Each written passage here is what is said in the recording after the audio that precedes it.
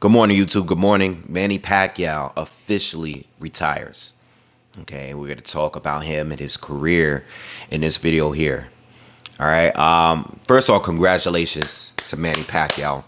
Amazing career, all-time great, one of the all-time great, one of the top elite all-time great. First ballot, should be first ballot Hall of Famer. An amazing career, and he's going to go on and continue his life as a politician. He's been a politician, a congressman, a senator for years now, and he's beginning his presidential campaign over at the Philippines. So salute to him, congratulations to him, an amazing career. Again, one of the all-time greatest fighters of all time, And we're going to talk about his career, from the very beginning and his life and everything that I know. I did see the news late last night when I was getting ready for bed. I wanted to jump on right away and just go through his career and talk about things. I know the news was coming soon. I kind of figured he was going to retire. I just couldn't see how he would run a campaign, a presidential campaign at that, and still try to fight. I'm not saying that we're never going to see him fight again. But, I think if we were to see him fight again, I don't think it's going to be against the elite boxers. I think it might be for a money grab against like a Jake Paul or something like that. That's if he's not a politician at the time. I can't see him being a president of a country and still fighting. But that was one of the things I recently said in one of my videos. If he is going to continue boxing, he would have had to go into an immediate rematch, maybe against Ugas, or maybe have a fight right before December. But his campaign has already begun, and I just it didn't make sense to me. I don't know about the politics out there. I don't know who his competitors are. I don't know any, so I'm not going to discuss any of that. But I wish him luck. And his endeavors as a politician and as a future presidential candidate, and that's that. All right, but let's talk about Manny overall. A guy that came from a lot, and a lot of these fighters, they come from a lot. I think some of the greatest always had it hard coming up. That's what made them who they were. They came from poverty-driven homes and environments, and Manny Pacquiao coming from living, I don't believe he was with his father, just living with his mother and not having food to eat, just being hungry, and eating out of the streets, drinking water. I've seen several documentaries on Manny Pacquiao over the years, and he really had it rough growing up. He started boxing, he's fighting in the street like many other kids, fighting in the streets. And then he started taking boxing, and I think boxing and martial arts in general is a great form of discipline, and that's part of the reason, like my father coming from a martial arts background family, it was a discipline thing for me growing up. So I know all about how that was, growing up and, fighting, but just being smart and knowing how to control yourself, your anger and stuff like that. But anyway, he became, a boxer, and at some point he became a professional fighter, took losses early in his career. All right. Had started very, very small, fighting at just above minimum weight, which is the smallest weight class. He started as a flyweight or a junior flyweight and continued to move up to all the way as high as junior middleweight, which is at 154. I think he started at 108 to go from 108 and go at 154 and win. Some of his biggest wins were always against guys that were bigger than him, because all of these welterweights were bigger than him. And to defy the odds and keep continuously beating guys that were bigger than you, and stopping many of them at one point. I mean, because if we really think about it, as far as size, he probably could have just peaked out at 135. He probably could have, because I'm sure he would have fought guys at 135 that was around his size, maybe some a little bigger.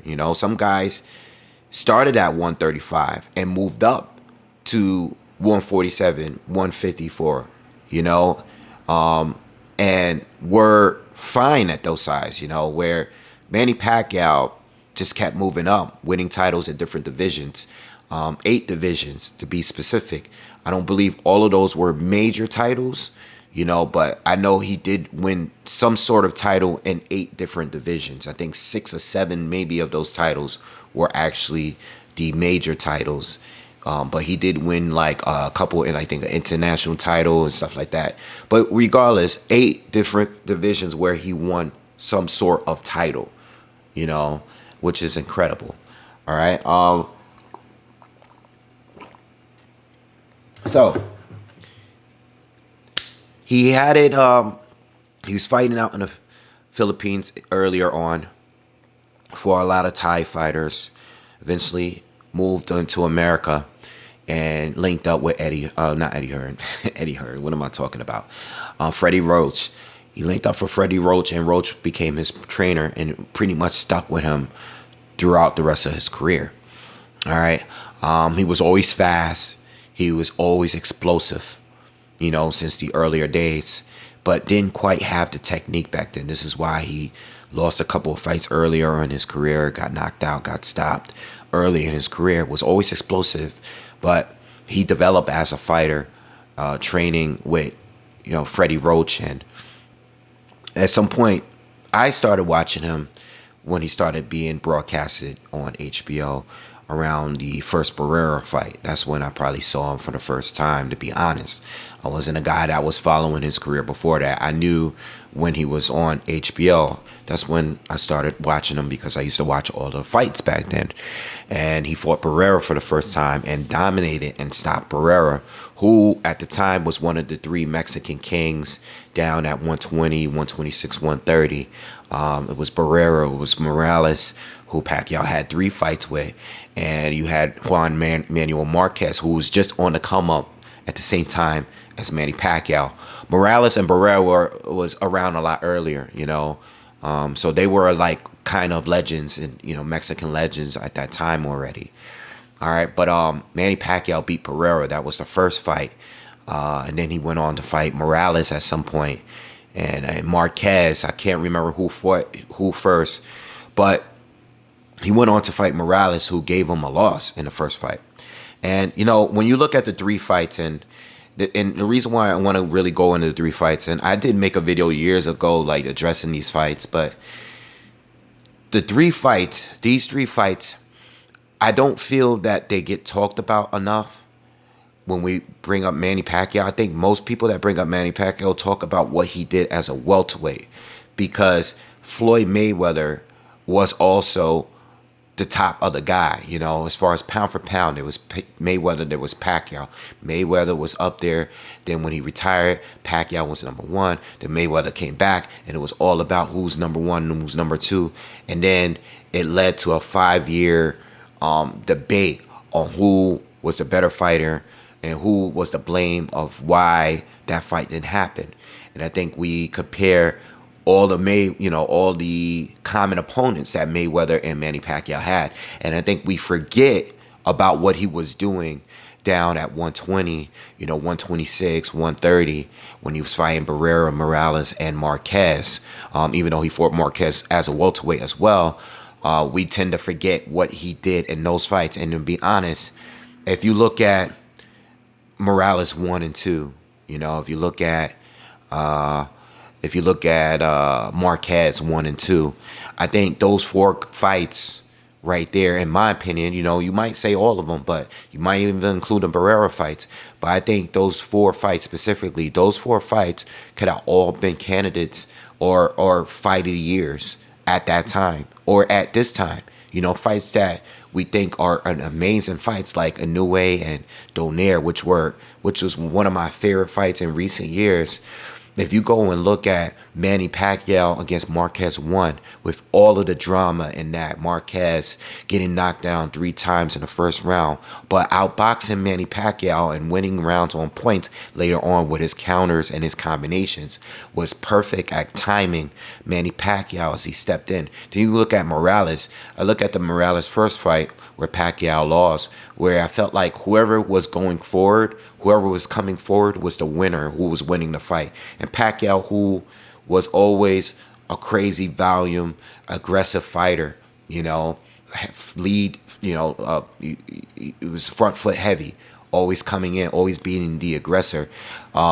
Morales was able to go back and forth with him, and whenever Morales came at him, he was winning. Whenever Pacquiao was coming at him, he was winning. And Morales, and I personally think out of all of those fights, I think the Morales one was probably my favorite, because even though it was a loss for Manny Pacquiao, it was the fact that Morales came at Pacquiao better than anyone else did. He was able to take the shots and keep coming back at him, and he even went switched to southpaw at the very end. It gave us more action. Like, I think that had to be the best one out of all of them. I think number 2 might have been Marquez 1, with the drama, the fact that he was able to come back and win so many rounds against Pacquiao. I still think Pacquiao won the first fight on points barely, like 1 point, like barely, because even though Marquez won more rounds than me, Pacquiao secured so many knockdowns early on that still gave him the edge with the additional rounds that he won. All right, but Marquez won more rounds to me in the first fight. All right, but all classic fights. He beats. He went on to beat Morales in the rematch. All right, and went on to beat Morales in the third fight as well. They were tied 1-1, and he went on to beat Morales in the third fight, which was when Morales was kind of past it at that time. Went on to beat Herrera in the rematch, where Herrera actually did better earlier on with the counters and stuff, but it just wasn't enough. But Manny Pacquiao. All of these fights made Manny Pacquiao a better fighter. We talk about welterweight. By the time he got to welterweight, he was already a much more completed fighter. He was still extremely explosive, but he had time to develop things like the right hook. We already know he had a great straight left hand, he had great hand speed, but he developed as a boxer with those losses, or with those earlier fights, especially the loss to Eric Morales. I think that at that point, he started to really develop as a boxer as far as technique, defense, counters. Before he'd just outwork you. And then as he got better and better over the years, you notice that a lot of those fights when he moved up to lightweight, fighting David Diaz, and then moving up to welterweight and fighting Hatton at 140 and all these different, the heavier weights. At that point, those fights with Marquez, Morales, Herrera made him a completely better fighter. Yes, those other fighters were bigger, but they weren't as skilled, and they didn't bring the challenges that Herrera, Marquez, and Morales did in those early years. And I don't think people talk about this enough. We talk about welterweight. Yes, he did do great things as a welterweight, and we're going to get on to that in a moment. He did great things, but if you look at Herrera, Morales, and Marquez, they all brought different dangers, and they all gave Manny Pacquiao hell. I actually believe that Marquez, I know he stopped Manny Pacquiao in the last fight, knocked him out, one of the most scariest knockouts I've ever seen in boxing. But we don't talk about what Morales was doing in those other fights too. The third fight, which I think Marquez won the third fight. I think Marquez won the rematch. I think Pacquiao won the first fight. I think Pacquiao was dominating Marquez in the last fight up until the knockdown. But those fights made Pacquiao the elite fighter that he is, because he had to develop so many more things to be able to compete with those guys. And at the very end of it all, You know, he did his thing against Morales and Herrera, and moved on, all right, and became a superstar, a pound-for-pound fighter. So he moves up, goes on to fight David Diaz, takes a quick pit stop at David Diaz at 135. And again, David Diaz was a good fighter, all right, but he wasn't on the level as Morales and Herrera and Marquez to me, in my opinion. You know, he was a good fighter. He was bigger. He was a step up as far as weight. But those guys that Pacquiao had fought, lost to, all right, won against, dominated against, rematches, made him a complete fighter at that time. And I want to say, when we go over this, please leave comments. Let me know what you think in the comments, all right? I want to say that I feel that Manny's peak was somewhere as his prime. His prime years had to be in between the second Morales fight and I want to say maybe around for the fourth Marquez fight. Somewhere around those fights, I feel like Pacquiao was at his absolute prime.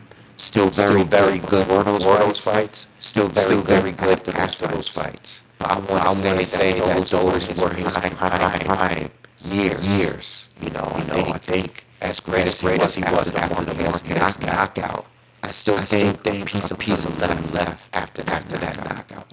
As far as his aggression is concerned, that killer instinct wasn't there, and I felt like he held back a bit in other fights. We'll talk more about that later. All right. But Diaz at this point was already his prime. All right, he was already pound for pound top fighter.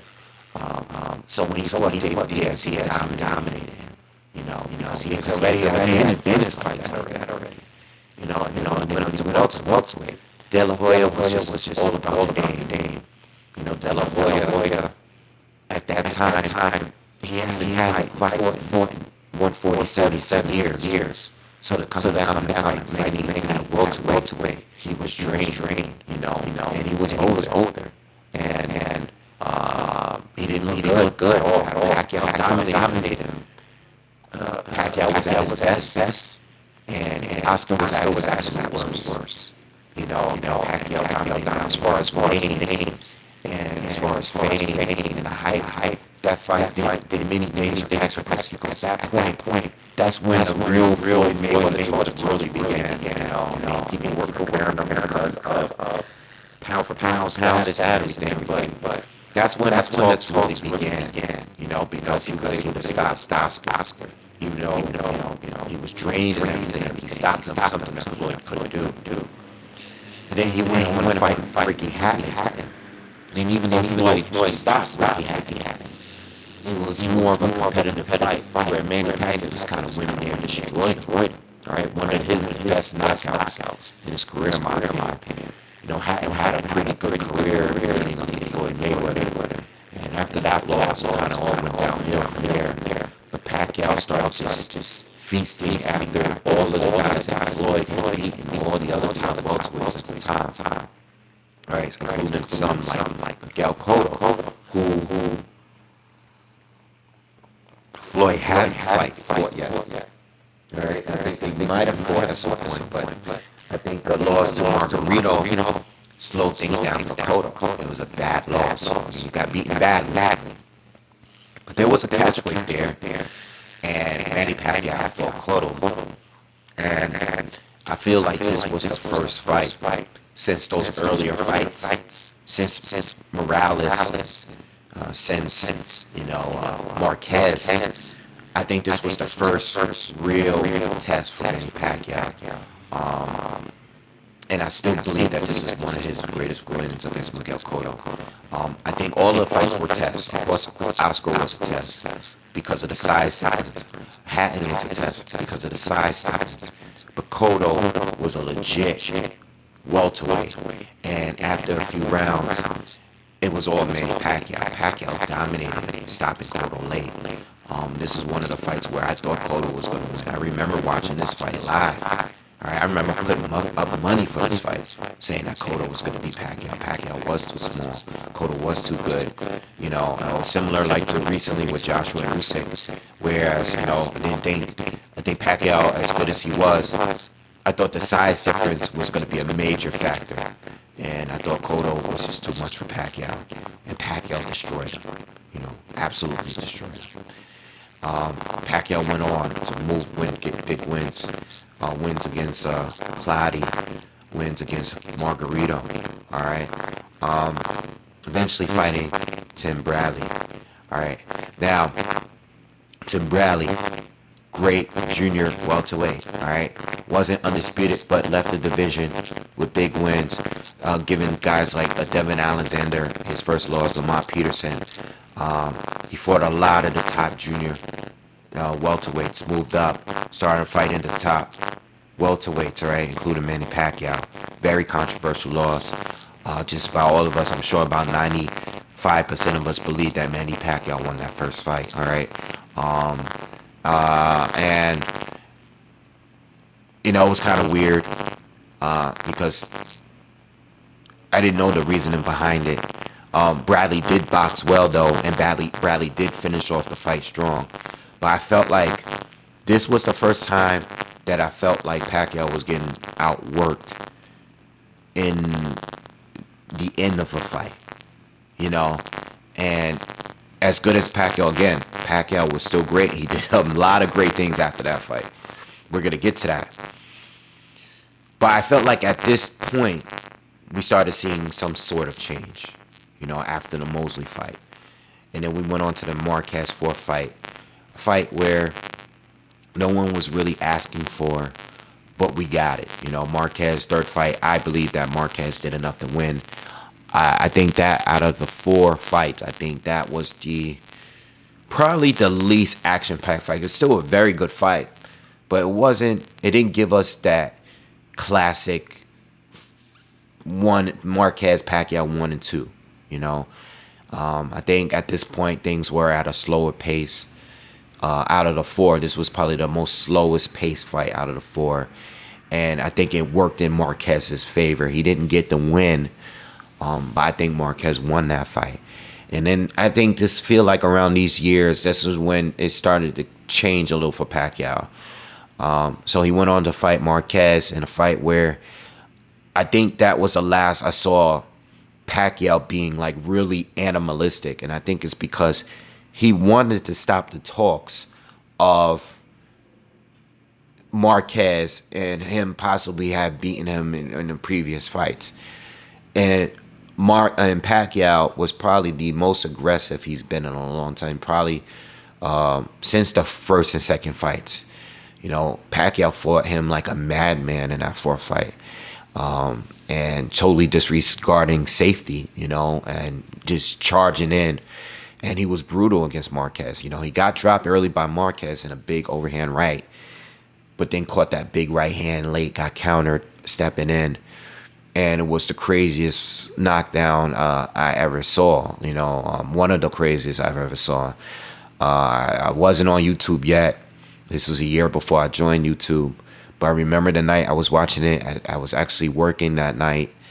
I was working late that night, and I remember watching it on my cell phone, and I thought, I never saw a fight and been that concerned about a fighter. Like, I didn't know, I just saw him laying there not moving. And the punch was so quick from the angle that they were showing it, you couldn't tell what the hell happened, I just know he got caught. And he was just laying there for a while. And then eventually, he got up, he was okay. And it was like, wow, I thought something really happened to him. But at that point, I don't feel like Pacquiao was the same. But he was still elite.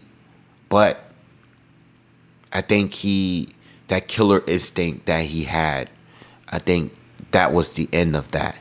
Now, he came back. He came back strong. Came back with a win against Brandon Rios, which is a fight that I think he could have stopped Brandon Rios. But then, talking about the killer instinct, I think he could have stopped Chris Algieri, knocked him down like 5-6 times, but didn't stop him. Chris was undefeated at the time, moving up from beating Provodnikov. And it was a solid win at the time. Then he went on to avenge his loss to Tim Bradley. Fought him again, and fought him a couple of times, but went back, fought Floyd, lost to Floyd Mayweather. All right, lost to Floyd Mayweather. We finally got the fight that we all been waiting for, and the fight was just it just didn't deliver, and it didn't deliver because of just the pacing of the fight. I think Pacquiao definitely tried to make more of a fight of it, but I think Floyd kind of neutralized them and slowed down the pace, and they fought at Floyd's speed. I think Floyd started out early much better. I think in the middle rounds, Pacquiao cleaned up a lot of those middle rounds, and I actually think Floyd ended stronger. All right, went back to slowing the pace down and just accurately outpointing him. And that was that, But Manny Pacquiao still came back, did some great things, won against Adrian Broner, which wasn't the biggest win at the time because Broner was already kind of exposed, not really, proven to be the guy that, when he was a prospect or when he was a lightweight. I think at that time he was considered like a pound for pound type of fighter, like in the top 10, probably towards the end. But at that point, he was a top prospect going to an elite fighter. And then when he moved up, the power didn't really carry over well. And his volume was just too low to really cut it. But Pacquiao beat him and then went on to fight Keith Thurman. I skipped about the whole Jeff Horn part. Totally forgot about Jeff Horn. Another controversial loss for him. Just like the Bradley loss. I personally think, I don't think the Horn loss was,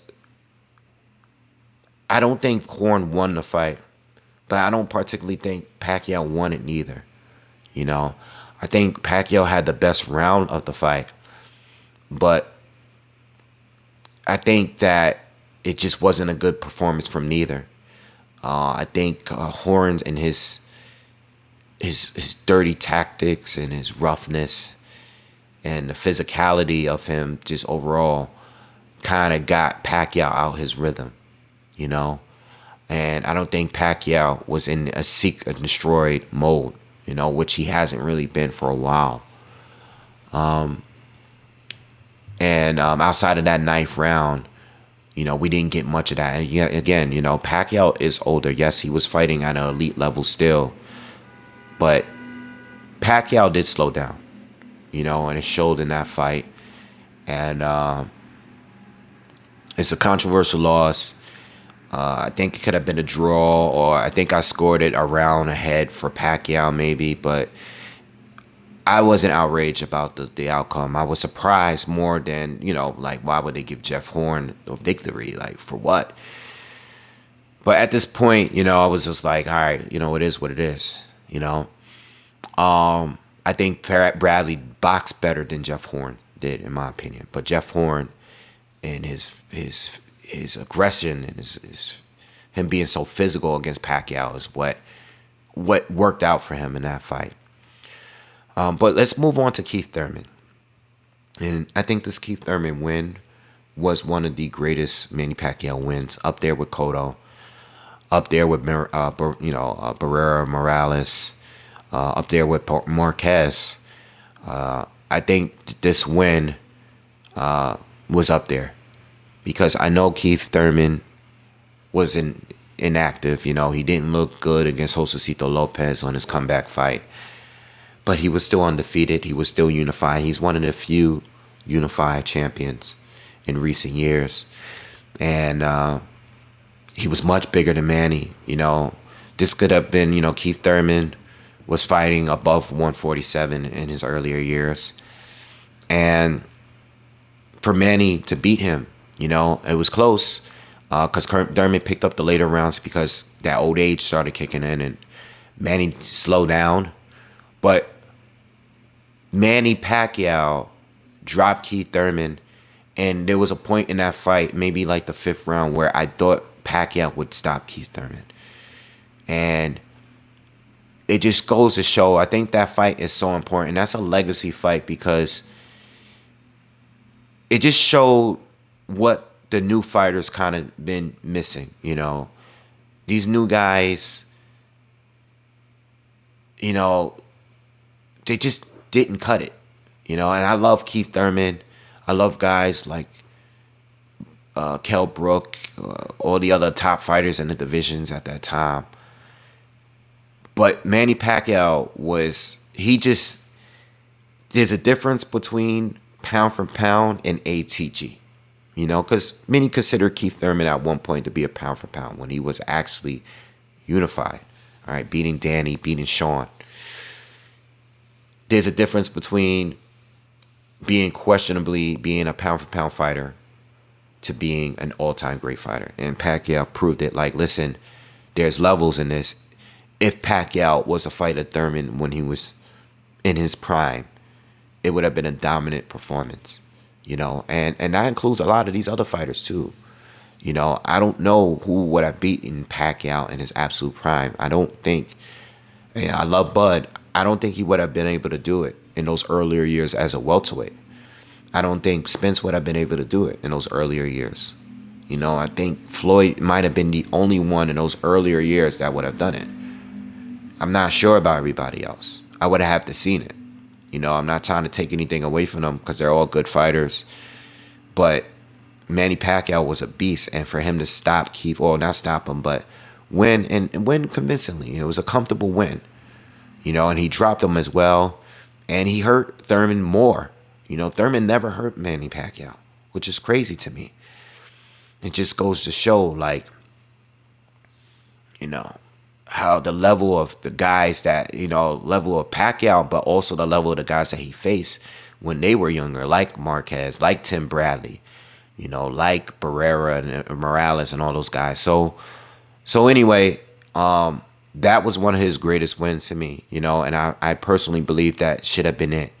That would have been the right way to go, you know. And I think, you know, a little bit in between, you know, I think there was Conor McGregor talks before he lost. But I don't think there was anything there to really want him to come back. And, you know, after Conor McGregor lost, you know, Spence came up, and Spence,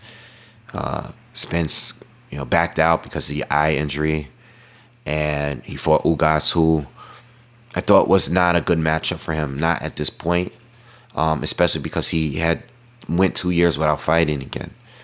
You know, I just think it was bad timing. I still felt like he was going to do enough to pull it off, and some people feel that way. But I just thought it was a bad matchup because of these styles, and Ugas is a guy that is a very good counterpuncher, and Manny has slowed down dramatically, you know. And that was the end, you know. That was weeks ago, and, you know, now Manny Pacquiao's officially retired. Things that I wanted to see in Pacquiao's career, I would have loved to see him become undisputed.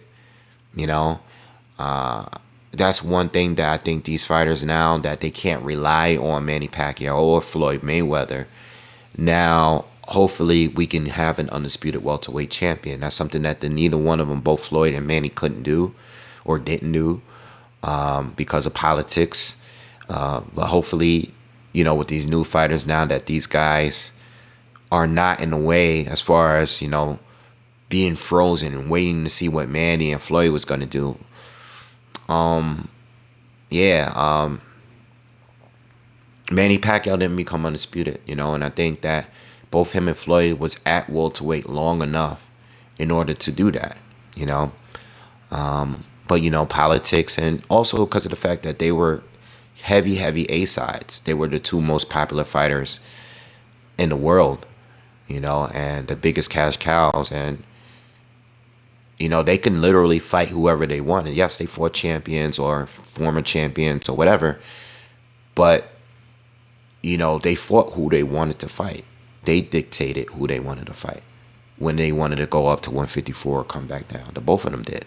They dictated the catch weights. They dictated, the rules, you know. But I would have loved to see Manny become undisputed. Also, certain fights that I would have loved to see, fights that I wanted over the years. A fight with Edwin Valero would have been great. Edwin was at 135 and he was a beast. Up into, everything that happened with him. I'm not going to go into that. But Edwin, it was a dream fight, because Edwin was a beast at 135. It gave me, watching him gave me Pacquiao feel, and just the way how destructive and explosive he was. I would have loved to see a Mikey Garcia at some point fight, just a fight that I thought would have been great, a great dream fight. Manny had already moved up at that point. But that would have been another fight that was good. Another fight I wanted to see back then was Gamboa, when Gamboa was super explosive in his prime. These were little guys at the time that Manny was already moving up. So we weren't going to get this feel like Manny just missed these guys that I'm bringing up. But I'm going from the back all the way up. All right. Then it was Amir Khan. Amir Khan, when he was doing his thing at 140, I wanted to see that fight. That's a fight that we didn't get, that we could have gotten at welterweight at some point. There were talks about it, but we didn't get it. Other fights. Amir Khan, Obviously, I wanted Floyd earlier. I wanted to get that fight earlier, but we didn't get it. Obviously, I really wanted the Bud fight.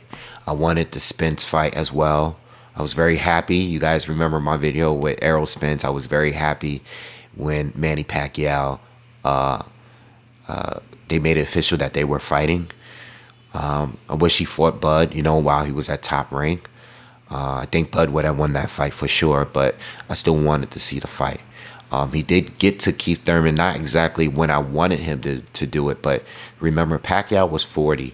Thurman might have been inactive, but Pacquiao was still 40. All right? But for the most part, Pacquiao gave me what I wanted, for the most part. I do feel like a lot of those welterweights, some of them like Mosley and Oscar, were past it.